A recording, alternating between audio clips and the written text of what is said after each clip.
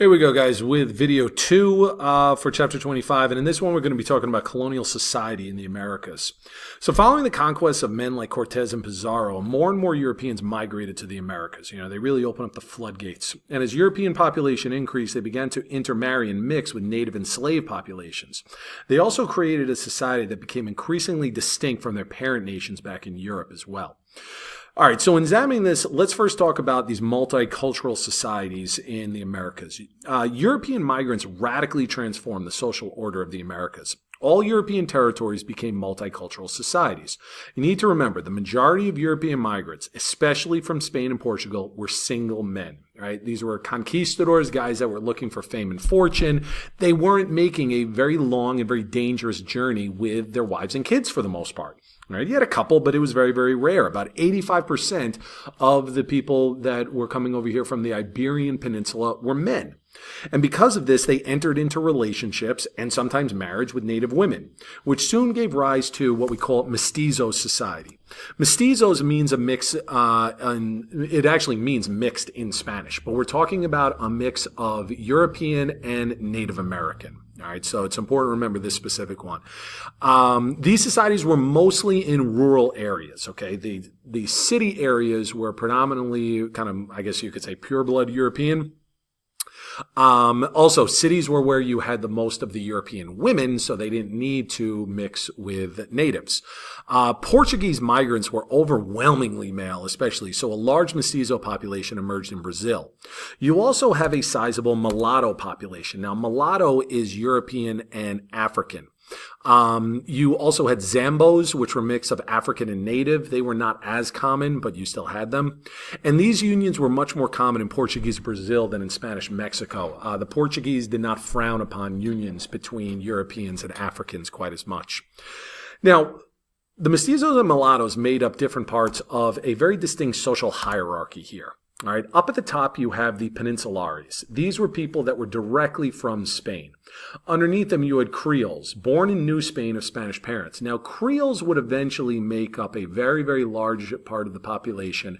And as the generations would go on, they felt less and less of a connection to Spain and Portugal. Early on, though, when we're just talking about kids and grandkids, 1 and 2 generations, these still felt a very strong connection to each other. All right, but the Creoles eventually, we'll talk about this. By the 1800s, the Creoles would start to look at themselves as being a separate class from the Peninsulares. Over here, you have the mestizos. All right, and really in this, you should also put the mulattoes as well. Okay, your mixed groups.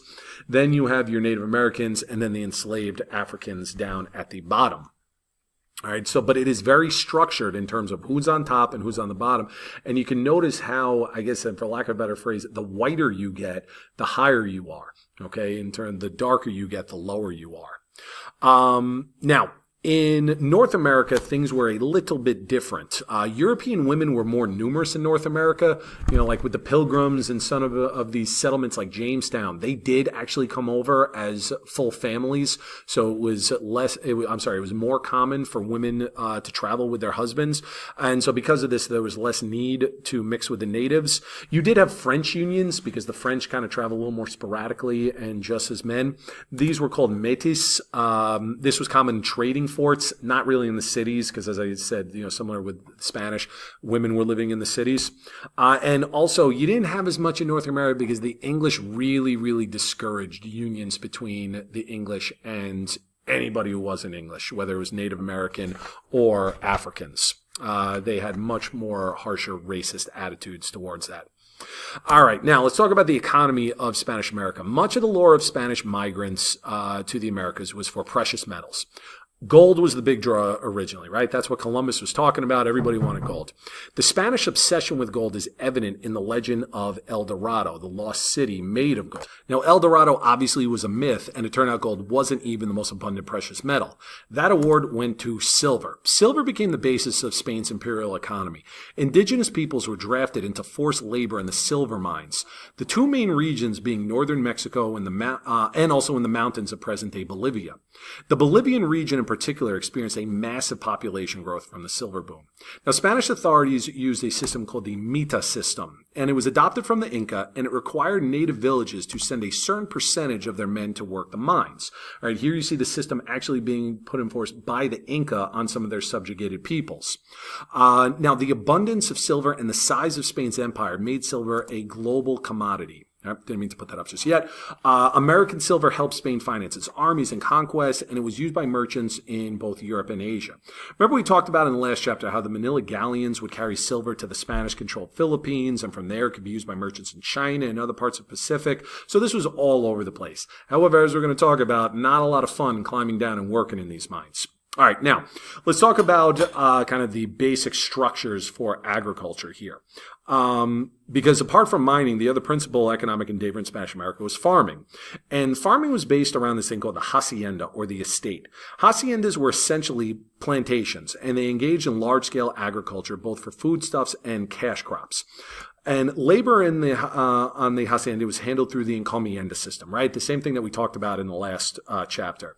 Gave legal allowance to conquistadors to take land, use natives for labor, but it also led to rampant abuses of native populations. They were overworked, treated cruelly, and eventually this shifted into more of a tribute system than a labor system, as the hacienda owners would really rather take tribute payments from native villages than use them for labor, especially since Native Americans were deemed to not be the best suited to performing labor, and the Spanish started to turn to Africans for this purpose.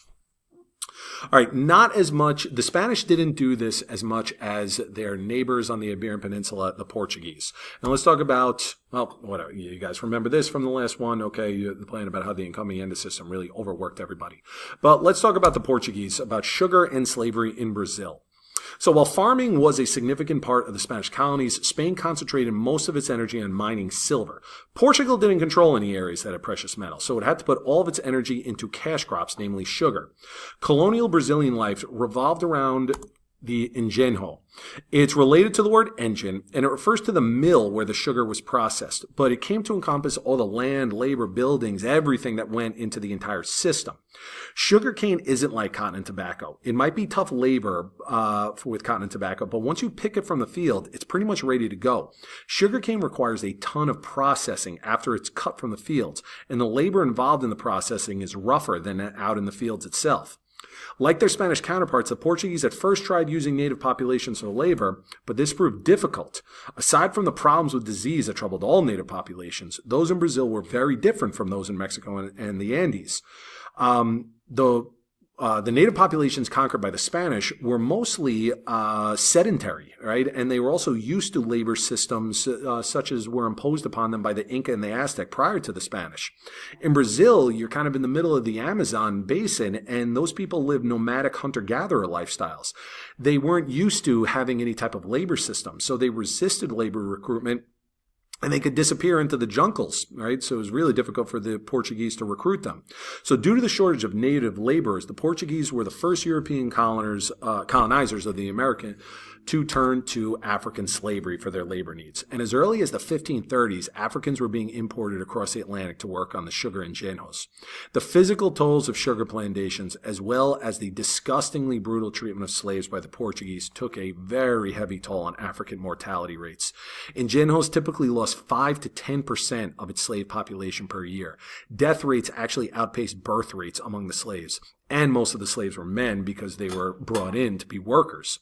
This led to a much higher importation rate of slaves into Portuguese Brazil than other parts of the Americas. Okay, you look at the statistics here.